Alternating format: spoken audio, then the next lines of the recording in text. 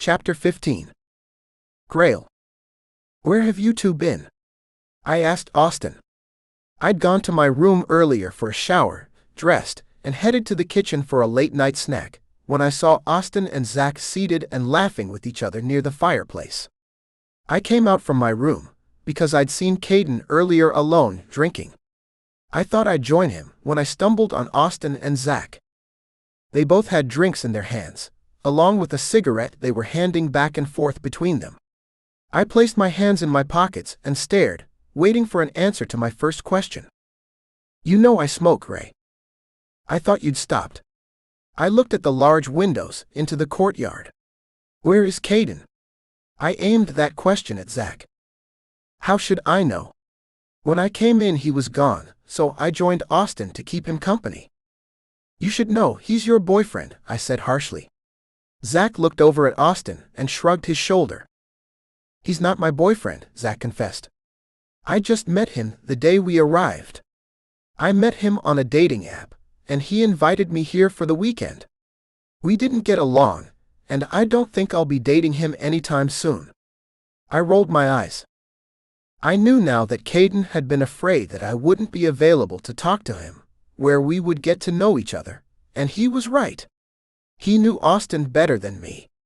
I'd been certain this time he wouldn't show up out of the blue, but he'd been surprising me a lot lately. "I'm going to look for him," I said, hoping someone would offer to go with me. After I searched around the house, I knew what I had to do. He's not in his room or any of the other rooms, and he doesn't appear to be inside. The only place he could be is outside. When I reached the door to the patio, Austin said, "Don't forget a coat and one for Caden." "He's probably cold by now," Austin added. "It serves him right if he got lost," Zack said. On hearing Zack make that statement on my way out the door, I turned quickly. "What did you say?" "Nothing," Zack cowered. "I thought so." I grabbed a coat from the downstairs closet and tugged it on and reached for one for Caden.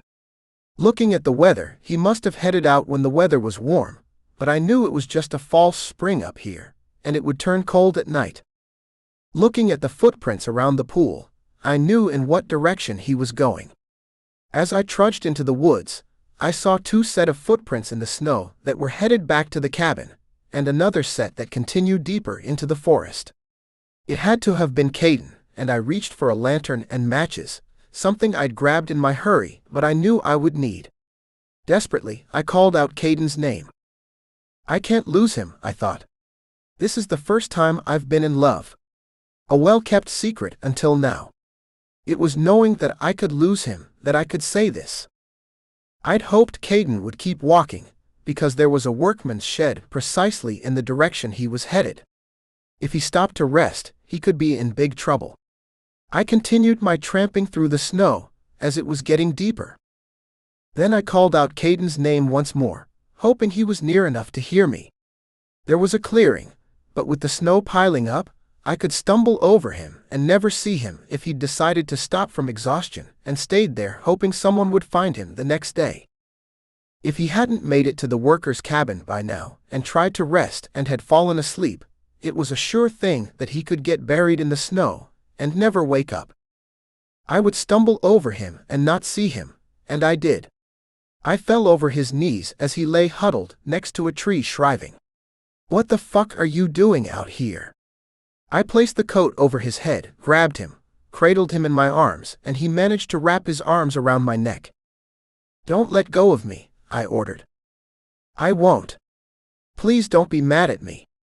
He sounded like a little boy talking to his father after he'd gone for a walk as an adventure and ended up miles from home. "I'm not angry with you, Caden. I thought I'd find you dead."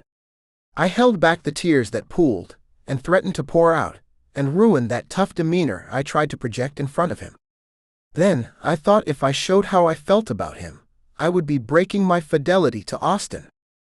I had to be careful even now, because if I showed my feelings, but I couldn't hold back my words that erupted from passion and would perhaps give me away and ruin my relationship with Austin, but I had to tell Caden. "You had me so upset and afraid." I caught my breath and took a second to exhale. I thought I'd lose you." In a slow, tired, raspy voice, Caden said, "You'll never lose me." He managed a smile through his tender, dry lips. "I'm not going anywhere, and besides, like I said before, I'm young. I'll survive this, just so I can be with you one day. I've got time." He placed his head on my chest as I carried him along, hoping I'd see the cabin soon. I was getting tired, because walking in ankle-deep snow wasn't easy. I didn't know how to respond to Caden. He was clearly drunk, cold, and delirious. I reached the workman's cabin soon after, and just our good luck it wasn't padlocked. I raised the rusty latch and pushed the door open. There was a small bed in the corner, with plenty of blankets piled on it. I laid Caden down and pulled one of the covers over him. He reached up and I laced my fingers through his. He was so cold, and I had to start a fire and get those wet clothes off of him, or we would both have problems, and I wasn't as young as him. It would take me more time to recover. Placing Caden's hand down and under the blanket, I turned. "Don't leave me, where are you going?" He sounded frightened, like a little boy afraid his father would leave him. I knew it had to do with all the liquor he'd drunk. Maybe that was the one thing that had saved him from hypothermia, because of his slim body. "I have to get the fire going, Caden. I have no intention of leaving you. You get some sleep and I'll be here. I'm not going anywhere until tomorrow. You should be okay then, and we'll head back to the cabin and have a good laugh with the others. Why can't we stay for another day? Everyone will be worried about us." I didn't wait to hear any more excuses, because I knew what he wanted. I wanted the same thing too. To be alone with him, and not think about anyone or anything. That was why I enjoyed coming here on the weekends with my parents, and later with my father. The cabin was a place where I could forget that Austin wasn't with me most of the time, and I could take care of my father, because he needed to be away, and in a place that he had wonderful memories. Looking around, I discovered that the workman's cabin wasn't bad. It was small compared to my father's large home, sitting among the pines. This place had all the comforts of home, if you were working here for a few weeks out of the year. Pulling out the matches from my parka, I stooped, reached and threw a few logs into the fire with paper, and started a blaze in the fireplace to get warm. It wouldn't be long before the entire place was heated. After that, I walked over to see what was in the small fridge. I didn't expect to find anything, only water, but there was beer and peanut butter and jelly. Well, that will last us for a few days. Now all I need is bread. There must be bread somewhere. Perhaps some crackers. That would be good too, if we have to stay another day. I tried not to think about spending too many days with a young man who made me forget that I had a partner waiting for me. No fucking way am I going to be here another day with that guy, I thought as I gazed longingly at Caden. He was so cute, he made me want to throw away everything in my past and start all over again. However, there was no way I could do that. It was me who'd asked Austin to move in with me. It was me who knew that he traveled for his job, and it was me who had said that I would remain committed to him once he'd changed his life to fit mine. My life had changed too. When I met Austin, I worked night and day, and it was convenient to have him when he came to town. He was mine then, and we enjoyed what we had, but now everything had changed with me, but nothing had changed with Austin, except now he was doing the things I'd wanted him to do all along, spend some time with me. I'd lost myself in my thoughts, and I realized that I'd placed my hand on a small loaf of bread. I couldn't be that lucky, I thought, pulling out a 6-pack of beer, and behind it was the bread. "Holy shit, we have bread," I mumbled, dragging out the bounty and showing it to Caden, who had dozed off, but woke to my loud shout. "Yes. Bread," I cheered, as if I'd found a precious item. The worker had the good sense to leave it in the fridge. I needed to remember to give him a bonus this year. I proceeded to make a peanut and jelly sandwich for the two of us, and when I'd finished, I crossed over to the bunk bed near the wall, standing looking down on Caden. I smiled and placed the plate and a bottle of water on a small chest. Smelling the sandwich, he turned and looked up at me. I'm sorry for putting you through this, and probably ruining your time with your friends and your partner. I didn't say anything at first, but I thought he deserved a reply. You're my friend too, and you haven't ruined anything. He opened the water and drank half a bottle. I feel better now. Why don't you sit down? And he patted the side of the bed. I'm afraid if I do, I won't want to get up. I said that not because I was tired, but because I was afraid of being near Caden. He made me feel things I hadn't felt in years. My cock twitched when I was near him like now. Just close your eyes, and if you don't want this, tell me. He pushed the covers aside, and when I thought he was going to stand and give me a kiss, I moved back, but he placed his hands on the button of my jeans, then unzipped them as I watched him, wondering what next. Be longer, Caden. I stuttered, almost telling him that I loved him. I couldn't do that. It wasn't fair to him. I had made a pledge to Austin. I couldn't leave him for a young man whom I'd just met and didn't know that well. My body said one thing, and my mind said another. I knew what I felt for Caden, but I couldn't leave Austin for him. I would jump from the bed, then rush to the restroom and spit it out. I don't care. I like you. I like everything about you, he said. I tried to apologize for feeling human. But this isn't right.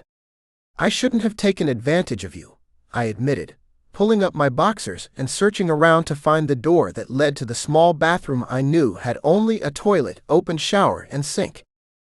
You didn't take advantage of me. Did you ever think I took advantage of you? Caden admitted. But I'm the older man. I've been around. I know what I did. I take full responsibility for my actions. A man makes his choices and lives with them. And that is so 20th century. I'm a millennial, remembers. I didn't think I missed much. There was Austin showing me more attention than I'd had from him in years, and Caden, who was too young for me. That I could see quite well. You should live and not want to be tied up with me. I've had a career, lived in a large city away from home, and now I'm back here because I have to care for my elderly father. Can't you see I don't want those things for myself? I'm satisfied with being with you in this small town, and if I go anywhere away from here, I want it to be with you, and as for your father, I can help you care for him. It's like practice for when my parents will need me.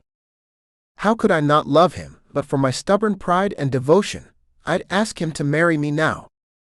I reached and pulled some folded patchwork blankets from the foot of the bed. I kneeled, bent over and kissed Caden's forehead. Get some sleep. You'll probably need it. Lying with my back against the bed, I felt the tingle of my scalp when Caden's long fingers raked through it. I felt a kiss on the top of my head. Look, Gray, you might not know what's good for you now. I know you're feeling overwhelmed, but I know what's good for the both of us, and that's me in your life. Great, you can be in my life, but as a friend, not a friend with benefits. We can't have a relationship like that, because it will never work. I can't forget that I have a partner that I'm devoted to. I felt the movement of the bed when he scooted close to me, bit the shell of my ear, and whispered into it. Have it your way. I'm committed to a friend and lover, and that I can't forget either, or how much I want to feel you inside of me. I felt the warmth of his mouth, smelled my odor from his lips, and I wanted nothing more than to pull him from that bed, let him straddle me, then give him a soft kiss and give him what he'd wanted. Understanding that it wasn't going to happen tonight, Caden turned his back to me, pulled the cover up to his chest. The room was warm and silent, lit only by the moonlight streaming in through the snow drifting down past the windows. I laid my head against Caden's back. I felt calm and secure, and I didn't remember when I fell asleep. When I heard a pounding in my sleep, I opened my eyes to see the cabin door swing open with a bang.